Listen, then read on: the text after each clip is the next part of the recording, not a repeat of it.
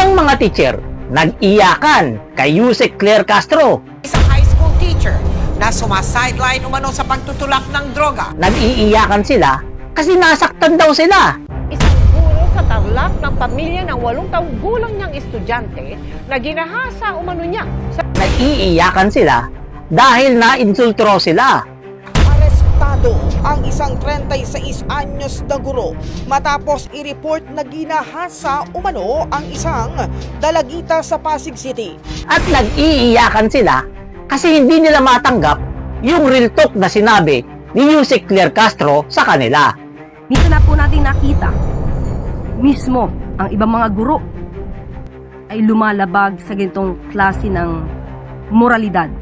Sila minsan ay nagtuturo sa kanilang mga estudyante kung papaano maging walang modo. Ito kasing pinagsimulan niyan.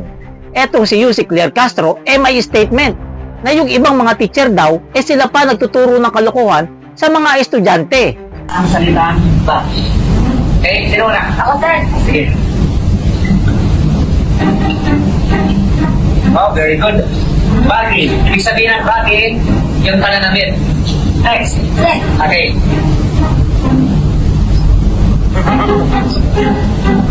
Okay, very good. Bal. Ibig sabihin ng bal, yung kanyang buhok ay nalalagas na.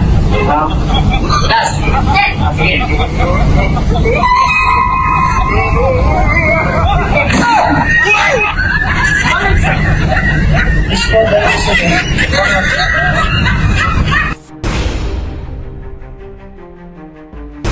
O yan, nakita nyo, di ba? Tuwang-tuwa pa yung damuho na teacher, ha? Tuwang-tuwa pa yung teacher na halatang-halata naman na walang pinag-aralan sa utak. Kasi kung teacher ka, hindi mo ipapagawa yan sa estudyante mo at masayang-masaya ka pa sa salita na bangag. Magandang umaga po sa inyong lahat, sa aking mga followers, sa aking mga viewers sa iba't ibang panig ng mundo.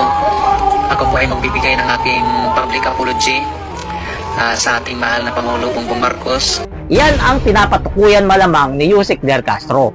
At sinabi niya dyan, yung ibang teacher nagtuturo ng kalokohan sa mga estudyante. Yung iba, hindi lahat. Pero itong mga nagre-react ng mga teacher na to, halatang mabababa ang utak. Mabababa ang utak kasi hindi naintindihan yung statement ni Claire Castro. Hindi yung masisi. Hindi naman lahat ng teacher matalino. Marami dyan, bobo. Bobo, hindi ginagamit ang pinag-aralan.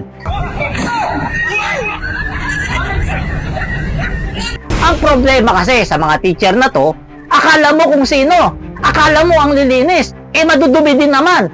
Ang iingay nila ngayon kay Yusek Claire Castro. Pero tahimik sila dito sa teacher na nang-rape ng estudyante niya. Ibong balita mga kabrigada, arestado ang isang 36 anyos na guro matapos i-report na ginahasa umano ang isang dalagita sa Pasig City. At tahimik din sila dito sa isang teacher na nagtutulak ng droga. Ang isang high school teacher na sumasideline umano sa pagtutulak ng droga. kasamang nadakip ni Sir ang dalawa niyang dating estudyante. Ginagawa para batakang ang bahay ng guro. Yan kasi ang problema sa ilang mga teacher natin, di ba?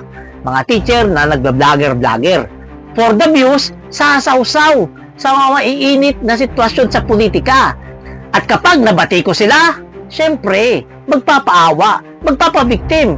Kasi nga, teacher sila. Panawagan natin sa presidential spokesperson kay Yusek Claire Castro na bawiin niya yung sinabi niya at mag-apologize sa mga teachers natin, no, na parang sinisisi pa ang mga guro sa nangyayaring karahasan sa mga paaralan. Pero aminin natin ang katotohanan. Marami rin sa teacher, hindi lahat ha, marami rin sa teacher, mga bobo, hindi ginagamit ang pinag-aralan. Simpleng statement lang, hindi naintindihan. Simpleng comprehension, hindi nagawa-gawa ng mga teacher na yan. Kaya ang tawag natin sa kanila, mga pulpol na teacher. O hindi lahat ha, pero may mga teacher na mga pulpol. At kung nag-react ka, ikaw yun.